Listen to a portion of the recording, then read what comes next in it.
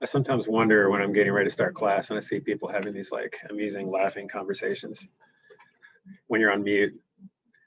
And I sometimes wonder whether it's at my expense. You should see the shirt he has on today. His head's really shiny. He sounds like an idiot. Is that what you're doing, Anna? I see you laughing. Sure, humor me. You're laughing at Miss Newman. That must be, okay, good. Oh shoot, did you hear me say that?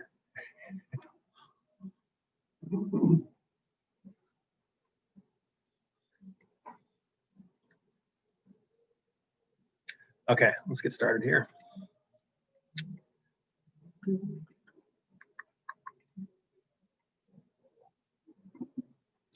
So, grammar lesson 16, due last night, that's been checked, and I will post a key later today. Obviously, we were to have completed 3 readers logs on the swimmer. Totally normal story, right, from last night, with an emphasis on narrator speaker skills. I looked over those this morning, saw some really good ones, and you know, I guess maybe that's what I need to do more often is like keep the instructions right in your face and give you slots and blanks to put things in, and then everybody does pretty much what they're supposed to. So nice work on that. I'm not making a requirement, it's participation, but I really hope that we can have a bunch of people share those today because that's pretty much all we're doing. And then I'd like you to do the last 4 videos. We're going to wrap up this unit for first half of next week. And the remaining 4 videos, I don't think I actually assigned them yet, but they're there. You know where they are. I'll hit the assign button just in case. And they are on, of course, writing. Okay. Let me go ahead and talk about the assessment plans because you guys need to let me know if you have any kind of scheduling conflict. Okay. So here it is, if you didn't already look. Tuesday, you guys told me if anything's wrong here, but this should work. Tuesday, we're going to do a 2nd and 3rd bell phone Zoom session for the FRQ. Okay, so we're going to do the FRQ first. We usually do the MCQ first, but I feel like that's the way it's going to work out. Let Tone in here.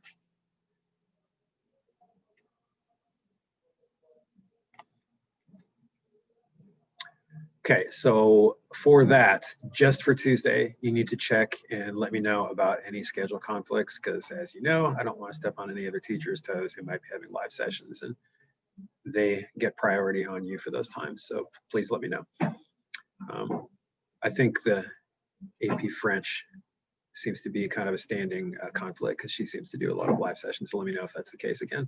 I did send an email out to teachers too. However, Wednesday, since we have 35-minute bells and 10-minute breaks between them, really that makes for 45 minutes, I think, for a special occasion for an assessment if it's really needed. So for the MCQ, and usually you guys don't take the whole time anyway, we'll just do that in our separate bells. Okay, so we're still going to hold a Zoom phone session and I'll just keep it open, but we'll have 2nd bell doing it starting during 2nd bell and we'll have 3rd bell doing it starting at 3rd bell. And then we don't have to worry about any conflicts. Okay. Does that sound good and make sense? Okay, so we're going to talk about the swimmer today. You guys will watch those videos over the weekend and we will talk about writing and how that's going to work for this unit's FRQ. Do the MCQ Wednesday, and then Thursday we'll start our 2nd poetry unit. And then after that, choice novel unit, something different, sometime in February. Okay, if you guys could access your reader's logs and kind of talk about while you're getting that, just to kind of touch base on some of the things that you looked at in the videos leading up to this. So we're kind of talking about first person narration. Now this is not first person narration, is it? So it's not going to as much deal directly with that. It's more having to do with the whole narrative distance concept, right? When examine the narrative distance, the distance of a narrator, physically, chronological distance, relationship distance, emotional investment. Is the narrator invested emotionally in the main character? Is it more objective? Is it sympathetic? Is it not sympathetic? Things like that. How you can identify and describe details, syntax, and diction that kind of reveal the perspective of a narrator, right? things like formal versus informal diction, plain versus vivid diction, unemotional versus passionate. Syntax, a great thing to be able to write about if you can, with the way the sentences are put together. You know, are they long and flowing or exclamatory? Are they short or interrogative? Are they complex or balanced? And details about how a description can create images, and illustrative things, as she puts it, illustrating examples can, you know, kind of depict events.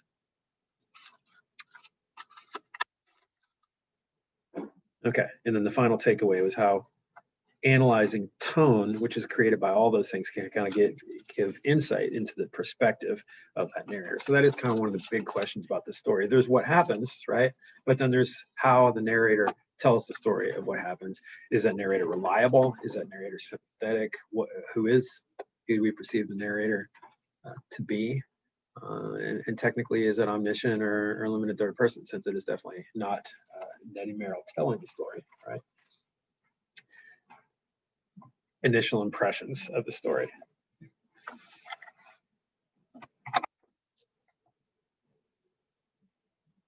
What'd you think about this?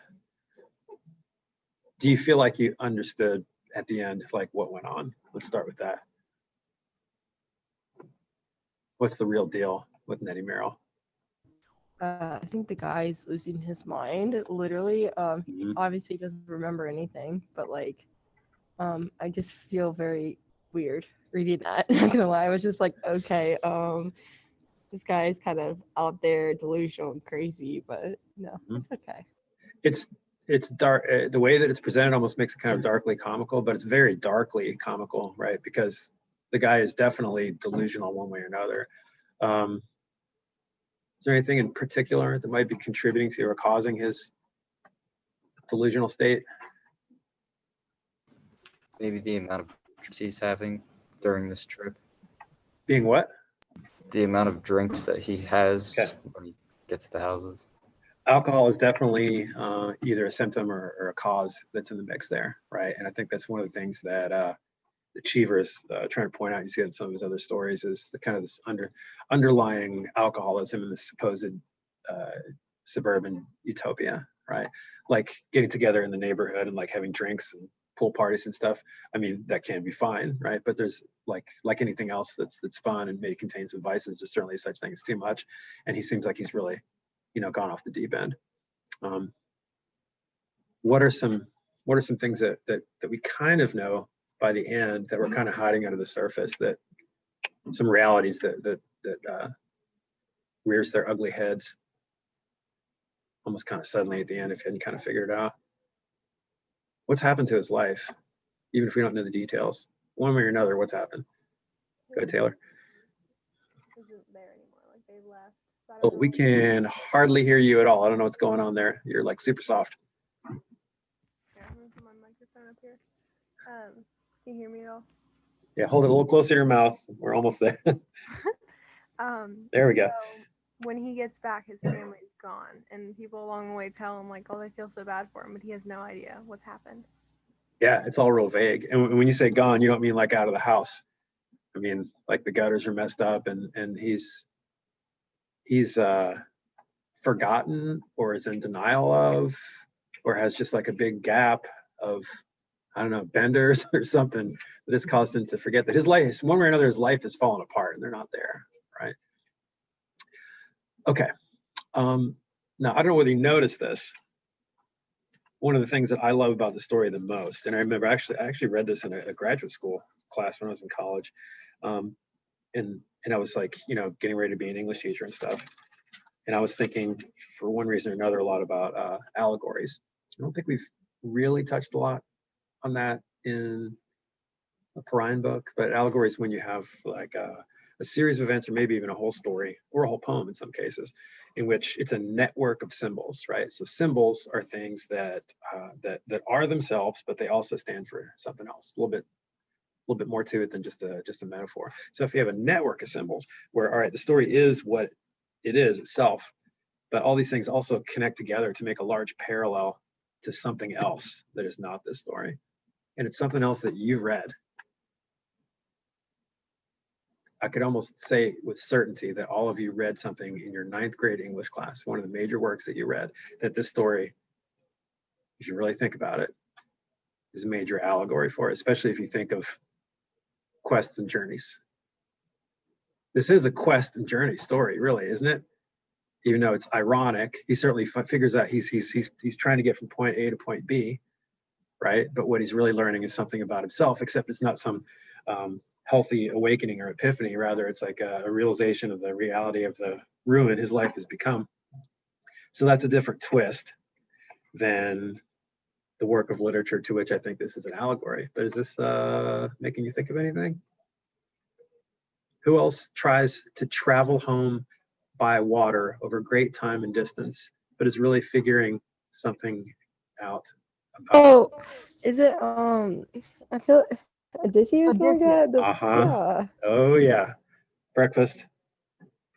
Now, think real hard while I have a little breakfast break here about why that is.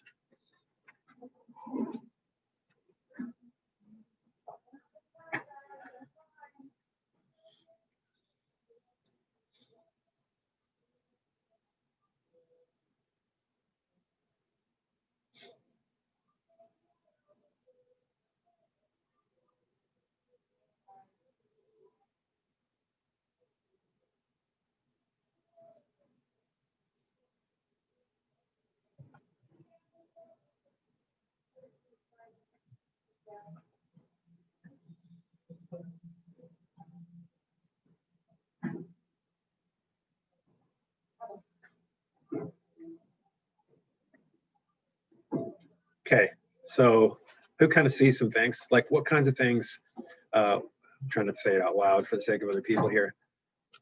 What kinds of things was that particular protagonist encountering that have some kind of amusing, ironic parallels to in the story? What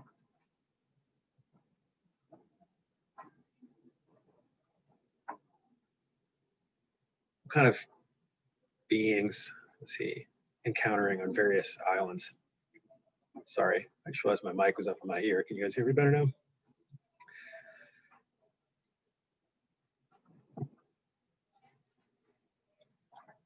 It's been a while, I know. What were characters like Circe and Calypso kind of doing to him that weren't monsters, but they were still obstacles to him getting home to be with his family?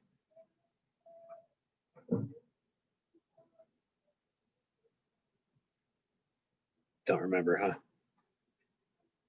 They were kind of witch, sorceress, seductress type characters. There's also something called the sirens, you know, which sing their beautiful song, who sing their beautiful song and they tempt you toward the rocks, right?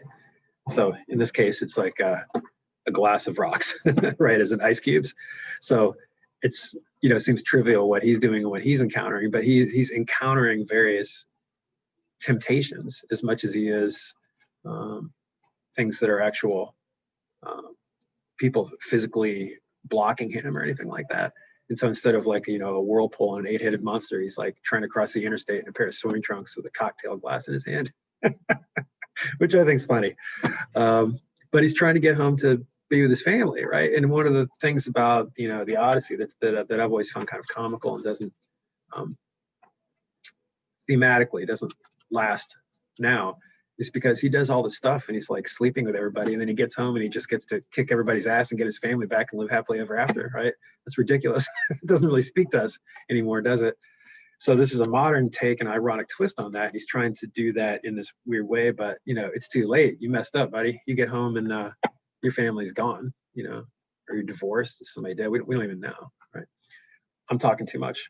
Let's hear some readers' logs. It doesn't have to have anything to do with that, but I wanted to point that out to you because it really kind of brings some depth and resonance to the story. What did you guys notice?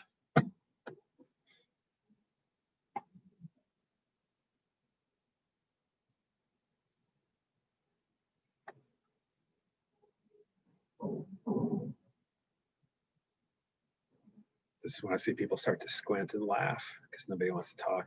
See your eyes squinting. Come on, let's hear a few while we have time. Just little observations. hopefully you can hear me. But I can, yeah. Thanks, Taylor. awesome. I wrote about narrative distance and Uh-huh.